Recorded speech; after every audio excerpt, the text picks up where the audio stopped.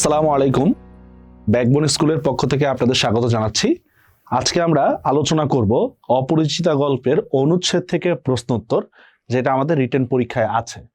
আপনারা অবশ্যই আমাদের প্রথম ভিডিও মানে বিড়ালদের অনুচ্ছেদ থেকে প্রশ্নোত্তর সেই ক্লাসটা একবার দেখে নেবেন।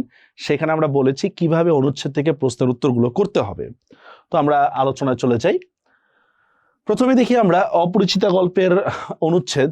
আমাদের যেহেতু বিশ্ববিদ্যালয় ভর্তি পরীক্ষায় এটা নতুনভাবে সংযুক্ত হয়েছে, এটা কেবল গদ্য থেকে এসেছে, পদ্য থেকে এখন আলোচনা করা হয়নি। পদ্য থেকে ওইভাবে অনুচ্ছেদ না দিয়ে পদ্যের উক্তি বা শব্দার্থ আলোচনা করতে দেয়। তো আমরা গদ্য থেকে আলোচনাটাই আমরা করতেছি।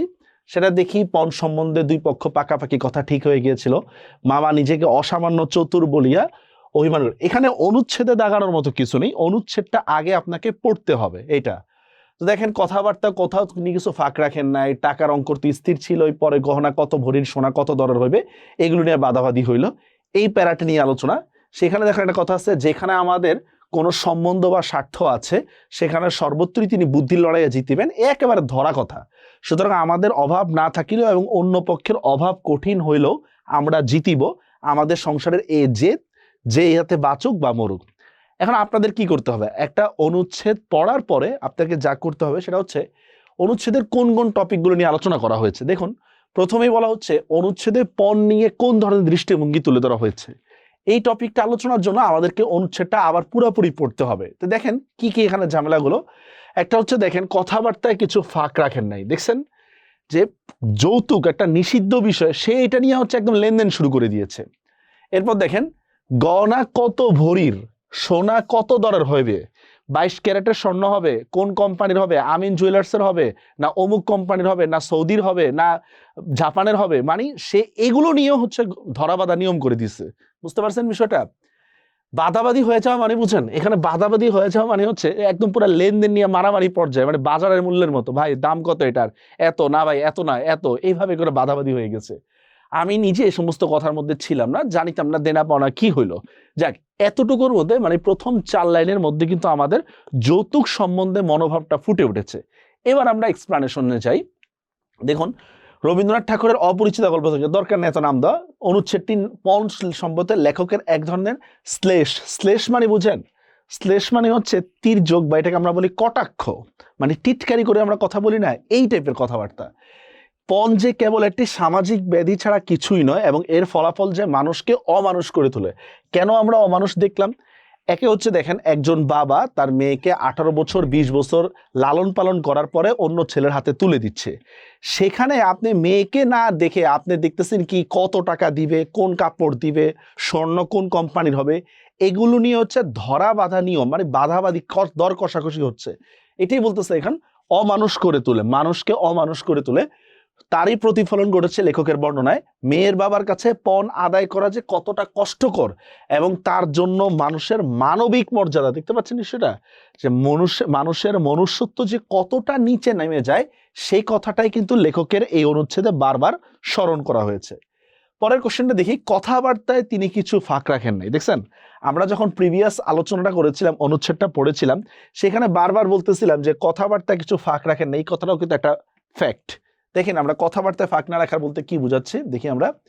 উল্লেখিত লাইনটি দ্বারা পণের ব্যাপারে স্বাভাবিক আলোচনার কথাটা বোঝা যায়। পণের ব্যাপারে স্বাভাবিক আলোচনা, দেখেন আসলে স্বাভাবিক আলোচনা না, এটা তুলে ধরা হচ্ছে অস্বাভাবিকভাবে। যৌতুক নিয়ে কথা হয়, স্টাইলটা কিভাবে, আচ্ছা আপনারা খুশি হয়ে যা দেন, এটা হচ্ছে যৌতুকের একটা স্টাইল।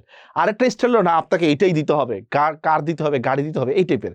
তো মামার আলোচনাটা কেমন ছিল, আমাকে এইটাই দিতে হবে, কোনো ফ্লেক্সিবিলিটি ছিল না, এইটাই এখানে বলতেছে। দেখেন, স্বাভাবিক আলোচনার কথাটা বোঝা যায়। পণ যদিও একটি সামাজিক ব্যাধি, যৌতুক সামাজিক ব্যাধি, তবু যেন তা প্রকাশ্যে নির্লজ্জের মতো আলোচনার বিষয় হয়ে ওঠে। দেখছেন, যৌতুক একটি সামাজিক ব্যাধি, একটা গর্হিত কাজ, এইটাকে প্রকাশ্যে আলোচনা করতেছে, সেই কথাটাই বোঝানো হয়েছে। অপরিচিতা গল্পে অনুপমের মামা যখন শোনাচ্ছেন, পণের মতো একটা গর্হিত কাজকে প্রকাশ্যে আলোচনা করা হয়, তখন এই বিষয়ে দর কষাকষি পর্যায়ে নিচু মানসিকতার বিষয়টি তুলে ধরা হয়েছে। বুঝতে পারছেন নিচু মানসিকতাটা কিভাবে হলো? যৌতুক একটি ট্যাবু একটা জিনিস, সেই বিষয়টাকে প্রকাশ্যে এনে সেটা নিয়ে হচ্ছে দর কষাকষি বাজারের লেনদেনের মতো করতেছে। এখানে তুলে ধরা হচ্ছে, কথাবার্তায় কিছু কিন্তু ফাঁক রাখেন নাই, মানে ব্যঙ্গ করে কথাটা বলা হচ্ছে। এই দেখেন এই যে এখানে স্লেশ টাইপের কথাটা। এরপরে আমরা আলোচনা করি আশ্চর্য পাকা লোক এটা কাকে বলা হয়েছে। আমরা বলি না আরে ভাই অমুক খুব পাকা লোক, মানে কি? মানে খুব চালাক চতুর এই সে। এখন চালাক চতুরটা যে আপনি ভালো কাজেই লাগাবেন এমন না, খারাপ কাজেও চালাক চতুর হতে পারে। এখানে পাকা লোক আমরা ব্যবহার করি পাকা লোক যদিও ভালো অর্থে, এখানে কিন্তু ব্যবহার করা হচ্ছে একটু খারাপ অর্থে। কেন খারাপ দেখি আমরা।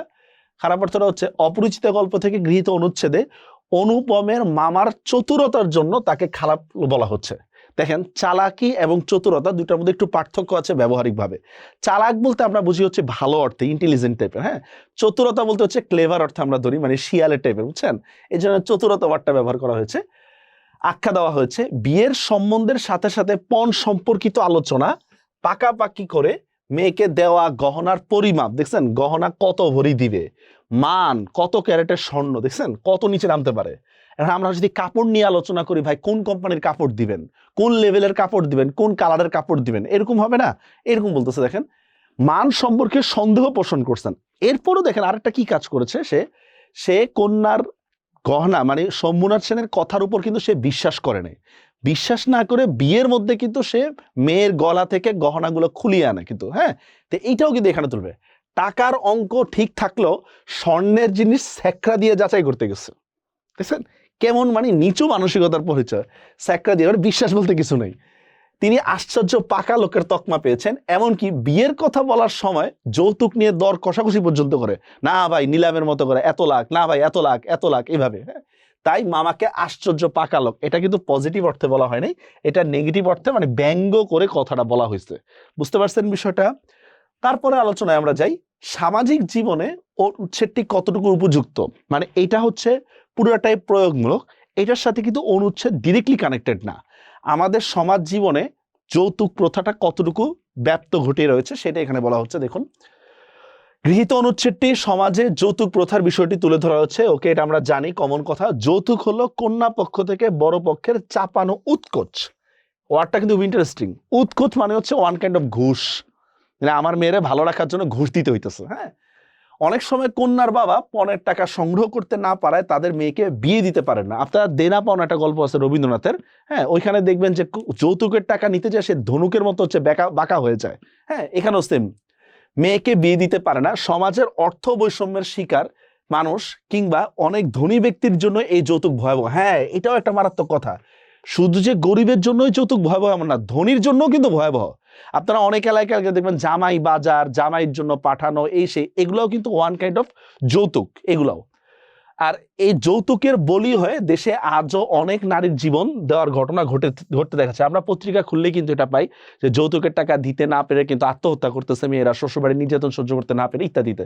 তাই বলা হয় সমাজ ব্যবস্থায় অনুচ্ছেদটি উপযুক্ত।